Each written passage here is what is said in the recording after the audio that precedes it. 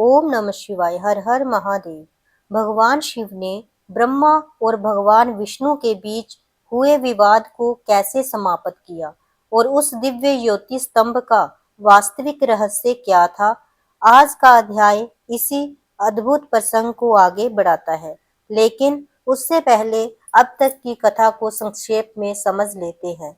नैमिषारण्य में ऋषियों ने सूत जी से कलयुग में कल्याण का सर्वोत्तम मार्ग पूछा। सूत जी ने बताया कि भगवान शिव की भक्ति और शिव महापुराण का श्रद्धा पूर्वक श्रवण मनुष्य को धर्म, भक्ति और मोक्ष की ओर ले जाता है। इसके बाद ऋषियों के प्रश्नों के माध्यम से भगवान शिव की महिमा और सनातन ज्ञान का विस्तार हुआ। अध्याय 5 में हमने जाना कि ब्रह्मा जी और भगवान विष्णु के बीच श्रेष्ठता का विवाद उत्पन्न हुआ और तभी भगवान शिव अनंत ज्योति स्तंभ के रूप में प्रकट होकर उनके अहंकार को शांत करने लगे। अब खंड 1 के अध्याय 6 में यही दिव्य प्रसंग आगे बढ़ता है। क्या ब्रह्मा जी और भगवान विष्णु उस अनंत ज्योति का आदि और अंत खोज पाए?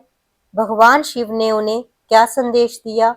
आइए श्रद्धा और भक्ति के साथ सुनते हैं शिव महापुराण खंड 1 अध्याय 6।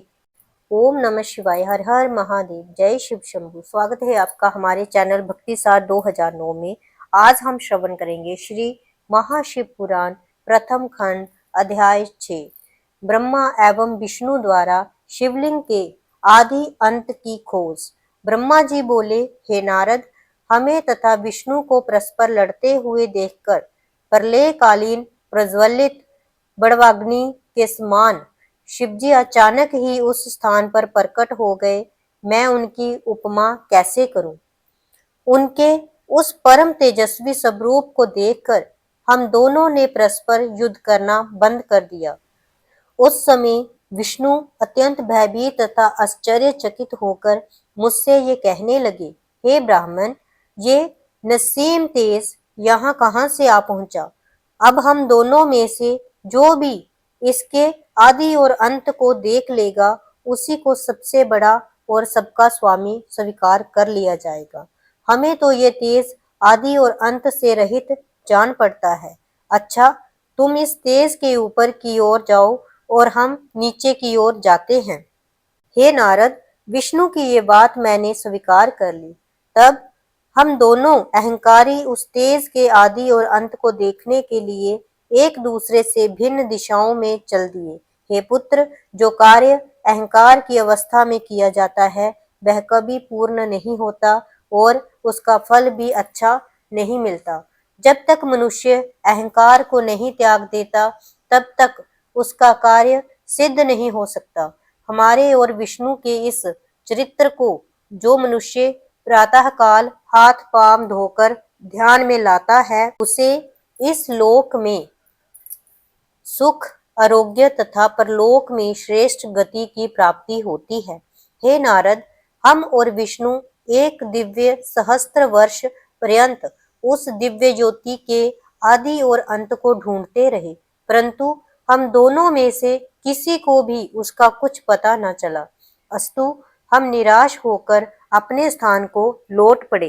परंतु तभी एक आश्चर्य की बात हुई कि जिस स्थान से हम चले थे वह हमें बहुत ढूंढने पर भी कहीं दिखाई नहीं दिया।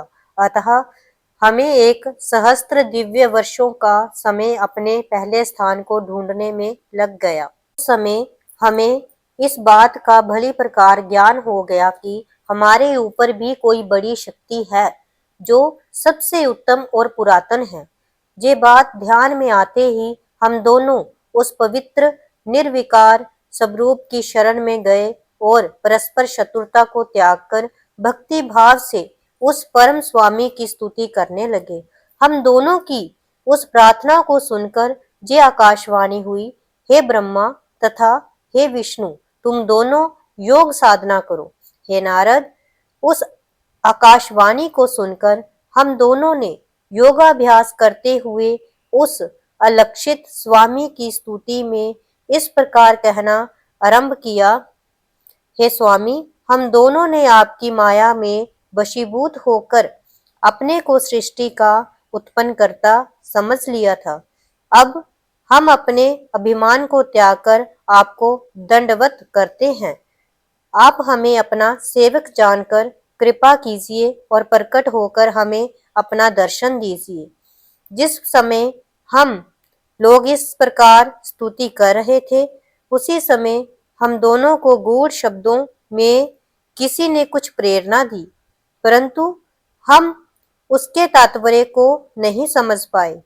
अब हमने दंडवत करते हुए पुनः ये प्रार्थना की कि हे प्रभु, हमारे सम्मुख साकार रूप में प्रकट होकर आप दर्शन दें, क्योंकि आपकी गूढ़ प्रेरणा को समझने में हम दोनों ही असमर्थ हैं। हमारे इस प्रकार कहते ही भगवान सदाशिव ने साक्षात प्रकट होकर हमें अपना वह स्वरूप दिखाया। इसके दर्शन पाकर संपूर्ण संसार मोहित हो जाता है। तदुपरांत प्रणव अर्थात ओंकार प्रकट हुआ। भगवान सदाशिव की माया जानने में असमर्थ होने के कारण हम उसे भी समझने में असमर्थ रहे। कुछ देर के पश्चात जब उस प्रणव के 4 भाग हुए और उसके भीतर के सगुण रूप भगवान त्रिशूल पानी प्रकट हुए, उस समय हमने ये समझा कि इस प्रणव के जो आकार, उकार और मकार अक्षर हैं, उसके नाद तथा बिंदु का ये अर्थ है कि पहला अक्षर अर्थात अकार लिंग की ज्योति है, दूसरा अक्षर उकार उस ज्योति का मध्य है, जो आधी मात्रा नाद स्वरूप है, वह उस लिंग ज्योति का मस्तक है, और जो बिंदु है वह संपूर्ण लिंग का ज्योति स्वरूप है। उसका वर्णन अन्य प्रकार से इस प्रकार किया जा सकता है कि आकार से ऋग्वेद, उकार से यजुर्वेद, मकार से सामवेद, नाद से अथर्ववेद तथा बिंदु से ब्रह्म विद्या का स्वरूप बना है। वह इस संपूर्ण सृष्टि में सर्वोत्तम है। उसी को विशातन कहा जाता है। उसी प्रणव में तीनों लोकों की स्थिति है। वह कभी नष्ट नहीं होता। ब्रह्म से लेकर तृण पर्यंत सभी जीव तथा वस्तुएं उसमें स्थित रहती हैं। ढूंढने पर भी प्रणव के लिंग को प्राप्त नहीं किया जा सकता। चारों वेद तथा 18 पुराण भी उसके भीतर विद्यमान है। हे नारद, वेद भगवान सदाशिव को प्रणव रूप कहते हैं। वे शिवजी अपने दाहिने अंग आकार द्वारा सृष्टि की उत्पत्ति करते हैं एवं बाएं अंग उकार द्वारा उसका पालन करते हैं। प्रणव रूप शिव के हृदय में जो मकार है, उससे प्रलय का प्रादुर्भाव होता है। वर्णमाला के संपूर्ण अक्षरों से भगवान सदाशिव का शरीर अलंकृत है। इन अक्षरों से अलंकृत श्री शिवजी का जो शरीर है, उसका स्मरण करने से अत्यंत प्रसन्नता की प्राप्ति होती है। मैंने और विष्णु ने सदाशिव का जब ये प्रणव रूप देखा तो अत्यंत प्रसन्न होकर हाथ जोड़ उन्हें दंडवत की तथा हम दोनों ही उनकी बहुत प्रकार से स्तुति करने लगे। तो भक्तों, आज हमने जाना कि भगवान शिव की अनंत महिमा को ब्रह्मा जी और भगवान विष्णु भी अपने बल से नहीं जान सके। ये प्रसंग हमें सिखाता है कि परम सत्य को केवल अहंकार से नहीं बल्कि श्रद्धा, विनम्रता और भक्ति से ही समझा जा सकता है। लेकिन कथा अभी यही समाप्त नहीं होती। अगले अध्याय में भगवान शिव की महिमा का एक और अद्भुत रहस्य सामने आएगा। इसलिए अगले अध्याय को बिल्कुल भी मिस मत कीजिए। तब तक के लिए हर हर महादेव। ओम नमः शिवाय।